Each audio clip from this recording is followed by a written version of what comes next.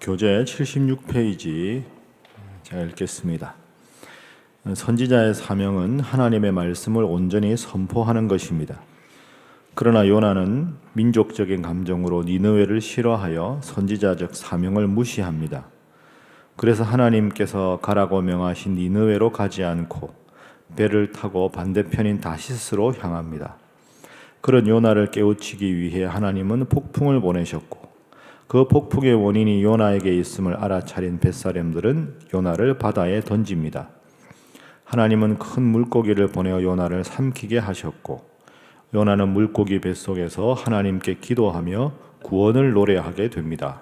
결국 요나는 물고기 뱃속에서 나오게 됩니다. 우리가 잘 아는 요나서 말씀입니다. 요나는 다른 요즘에 우리가 읽는 선지자들과 마찬가지로 기원전 8세기 여로보암 2세 때 활동을 했던 선지자입니다. 본문 말씀에 보면 하나님께서 당시에 그 원수의 나라였죠. 원수의 나라였던 아수르. 그 아수르의 수도가 니느웨인데 그 니느웨에 가서 회개하라. 회개하지 않으면 멸망한다 하는 하나님의 말씀을 전하라고 합니다. 그런데 요나가 그것을 거부하고 그 거부한 대가로 다시스행 배를 탔을 때 큰 풍랑이 일어서 바다에 요나를 던졌더니 파도가 잠잠하게 되었다. 그런데 하나님께서 그 요나를 위해서 물고기를 예비하셔서 요나가 죽음을 면하게 하셨다. 그래서 요나가 이 일을 깊이 묵상하고 나름대로 회개했다. 이게 오늘 2장까지의 말씀입니다. 세 가지 우리 기도 제목을 함께 나누어 보겠습니다. 첫 번째로 우리가 이 새벽에 기도할 때는 하나님, 내 뜻이 아니라 하나님 뜻대로만 살아가게 하옵소서. 이것이 요나서의 첫 번째 중요한 기도 제목입니다. 내 뜻이 아니라 하나님 뜻대로. 우리가 참 잘 알고 있지만 참 잘 안 되는 게 이거 아닙니까? 다 머릿속으로는 아멘 하는데 참 안 됩니다. 오늘 본문 말씀 보시면 2절에 하나님께서 명령을 하십니다. 자, 2절 말씀 우리 한번 1장 2절 읽어봅니다. 시작. 너는 일어나 저 큰 성읍 니느웨로 가서 그것을 향하여 외치라. 그 악독이 내 앞에 상달되었음이니라 하시니라. 아멘. 니느웨로 가서 회개하라고 외치라. 하나님 명령입니다.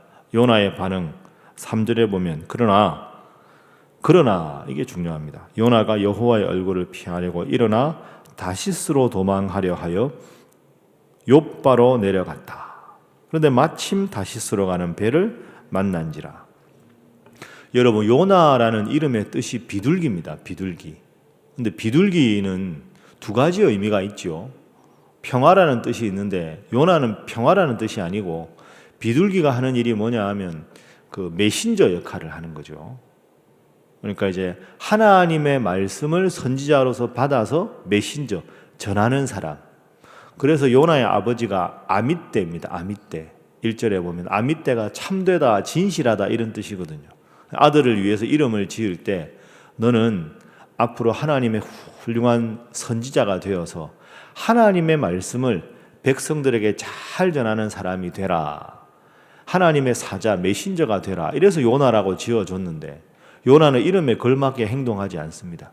하나님이 니느웨로 가라 하면 니느웨로 가면 되는데 3절 앞부분에 그러나가 아주 중요합니다.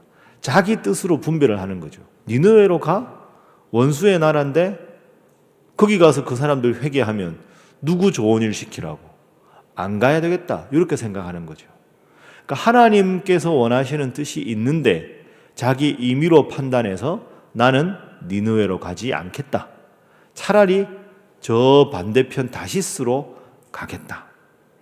이것이 요나의 잘못입니다. 우리도 똑같지 않습니까? 항상 말씀을 묵상하고 하나님 뜻이 무엇인지 알고 있는데 이 위대한 하나님의 뜻을 때로는 짧은 나의 소견으로 판단하고 내 이해관계로 그러나 하는 것이 우리의 모습이지요. 하나님 뜻이 있는데 하나님 그렇지만 제가 생각을 해보니 하나님 뜻대로 안 하는 게 맞겠습니다. 감히 하나님 말씀이 하나님께서 명령하시는데 내 이해관계에 따라, 내 짧은 소견에 따라, 내 주관적인 감정에 따라서 하나님 말씀을 임의로 재단하는 경우가 많이 있습니다.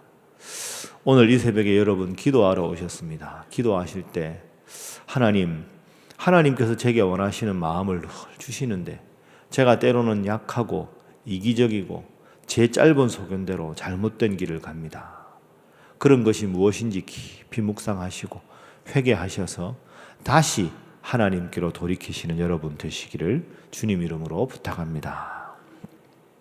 두 번째 기도 제목은 내가 바로 서야 공동체가 바로 선다 하는 것입니다. 내가 바로 서야 공동체가 바로 선다. 이게 무슨 말씀이냐 하면, 그래서 이제 다시스행 배를 탔습니다. 배를 타고 가니까 갑자기 큰 풍랑을 하나님께서 4절에 보면 보내셨습니다. 요나를 향한 경고지요.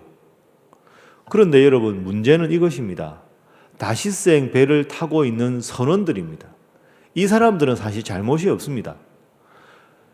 갑자기 바다에서 큰 풍랑이 일어서 얼마나 당황을 했는지 무게를 가볍게 하기 위해서 그 배에 있던 물건들을 다 내려서 가볍게 하고 이렇게 저렇게 백방으로 노력을 합니다.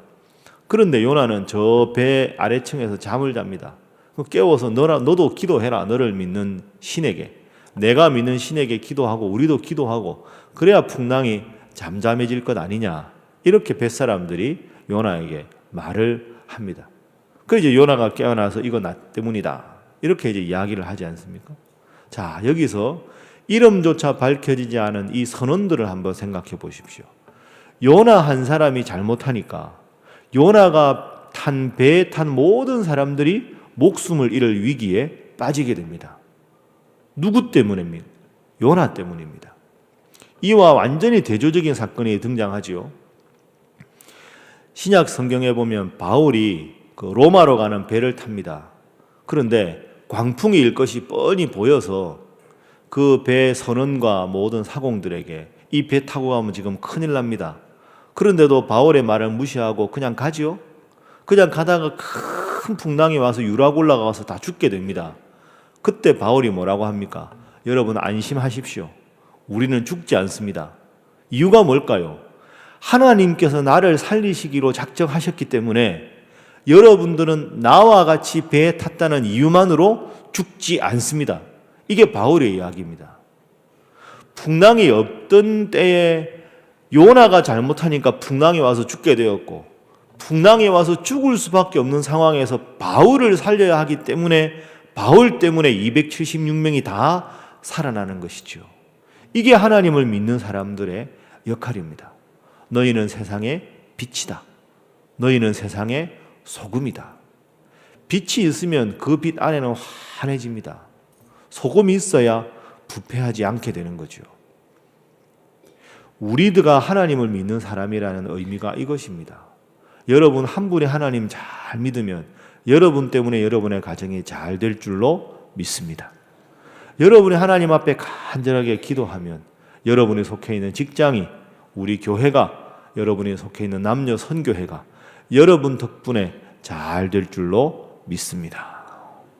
요나가 잘못하니 배에 탄 사람들이 죽을 지경이 되었고, 바울이 바로 서니 276명이 목숨을 건진 것처럼 내가 하나님 앞에 바로 서야 우리 공동체가 바로 서고, 내가 하나님 앞에 잘못하면 공동체가 위험해진다.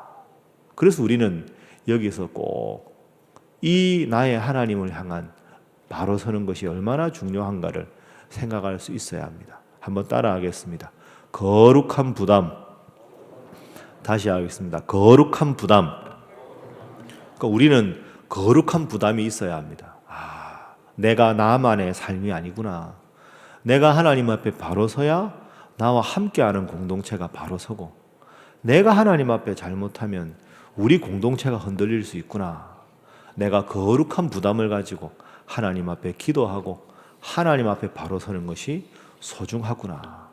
그 거룩한 부담을 느끼시고 날마다 하나님 앞에 바로 서시는 여러분 모두가 될 수 있기를 바랍니다. 자, 세 번째는, 두 번째는 거룩한 부담이고 세 번째 따라하겠습니다. 거룩한 자신감. 거룩한 자신감. 예. 내가 바로 서야 하나님 앞에 공동체가 바로 선다는 거룩한 부담으로 내가 잘해야 되고, 세 번째로는 거룩한 자신감은 하나님은 돌이키는 자를 반드시 책임지신다 하는 것이 거룩한 자신감입니다.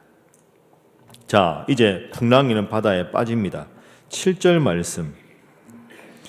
이 뱃사람들이 혼란해서 그들이 서로 이르되, 자, 우리가 제비를 뽑아 이 재앙이 누구로 말미암아 우리에게 임하였나 알아보자 하고 제비를 뽑으니까 제비가 요나에게 뽑힙니다. 그래서 요나를 바다에 던집니다. 자, 결과가 어떻게 됩니까? 15절, 1장 15절 말씀 함께 읽습니다. 시작. 요나를 들어 바다에 던짐에 바다가 뛰노는 것이 곧 그친지라. 아멘. 자, 이제 조용해졌습니다. 조용해지고 나니까 요나는 어떻게 됐을까요? 요나는 그러면 죽느냐? 그게 아니죠. 자, 1장 17절 말씀도 한번 읽겠습니다. 마지막 절입니다. 시작. 여호와께서 이미 큰 물고기를 예비하사 요나를 삼키게 하셨으므로 요나가 밤낮 3일을 물고기 뱃속에 있으니라. 아멘. 요나가 참 안타깝죠. 하나님 명령을 자기 마음대로 재단해서 다시스로 가고, 그리고 풍랑이 있는데 제일 밑에 가서 잠이나 자고 그랬는데, 요나가 하나 훌륭한 게 있습니다. 막 풍랑이 있으니까 이거 나 때문입니다. 나를 던지시면 괜찮습니다. 이렇게 말을 했다는 건 참 중요하지요. 그 점에서는 요나에게 점수를 좀 줄 수가 있습니다. 그런데 요나를 이제 바다에 탁 던지니까 풍랑이 잠잠해졌잖아요. 그러면 요나를 너 잘못했으니까 죽어라. 하나님 그렇게 안 하십니다. 내 책임이다 하고 돌이키시니까 17절 말씀에 중요한 게 임입니다. 이미 큰 물고기를 예비하셨다. 저 요나가 돌이키기만 하면 내가 저 요나를 다시 살려야지. 이게 하나님 계획이었습니다. 그러니까 풍랑을 오게 하신 분도 하나님이시지만, 풍랑 가운데 요나가 바닷속에 빠지기만 하면 딱 큰 물기를 요나 앞에다가 이미 예비하셔서 요나가 죽지 않도록 해주셨다. 이게 거룩한 자신감입니다. 우리가 계속 말씀을 보면서 기억하지만, 하나님은 하나님의 사람을 징계하지만 멸망시키지는 않으시는 하나님이신 줄로 믿습니다. 잘못해서 채찍질하시는 하나님이시지만, 그러나 우리가 돌이키기만 하면 우리를 지키시는 하나님, 다시생 배를 타고 가서 그 니느웨 사람들에 대한 하나님의 명령을 거부하였으나 조금만 돌이켜도 이미 큰 물고기를 준비하신 하나님. 여러분, 이것이 이 새벽에 우리가 기도해야 될 제목입니다. 하나님, 제가 하나님 앞에 부족합니다. 그래서 이 새벽에 하나님 앞에 기도합니다. 제 허물을 깨닫게 하시고 남의 눈에 있는 티를 보기 전에 내 눈에 있는 들보를 먼저 바라보게 하옵소서. 그렇게 여러분이 돌이키시기만 하면 하나님께서 거룩한 책임감을 가지시고 하나님께서 여러분 한 분 한 분을 다시 회복시켜 주실 줄로 믿습니다. 말씀을 정리하겠습니다. 첫 번째는 늘 주님 뜻대로 살아가게 하옵소서 기도하시고, 두 번째로 거룩한 부담감으로 내가 바로 서야 우리가 바로 산다. 세 번째는 거룩한 자신감으로 돌이키기만 하면 하나님 나를 지키신다. 이것을 위해서 기도하시고, 특별히 오늘이 이제 금요일입니다. 이제 새해 들어서 지난 주도 설이라 쉬었지만 이제 금요 오순절 집회가 있는 날입니다. 여러분 시간 되시면 8시에 다 나오셔서 교회를 위해서, 여러분을 위해서 간절하게 기도하시는 기도의 사람, 교회를 향한 거룩한 기도의 부담을 가지시고 열심히 기도하시는 여러분 모두가 될 수 있기를 바랍니다. 다 함께 주신 말씀 생각하면서 함께 기도하겠습니다. 주여 믿습니다. 주여 믿습니다. 주여 믿습니다.